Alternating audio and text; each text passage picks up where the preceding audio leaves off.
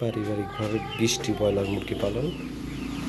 তো আজকে প্রায় 25 দিনের মতো হয়েছে, একদম কোনো ভ্যাকসিন বা কোনো কিছু না দিয়ে এভাবে একেবারে পালন করছি। আজকে ওয়েট করব, এই দেখতে পাচ্ছি ওয়েট করার জন্য রেডি করে রাখছি, জিরো করে রাখছি। আজকে দেখবো যে ওয়েট হয় কতখানি।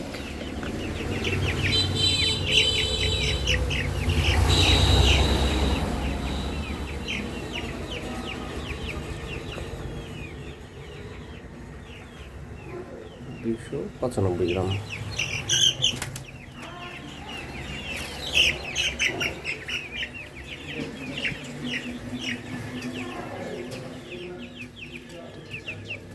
দুশো 40 গ্রাম।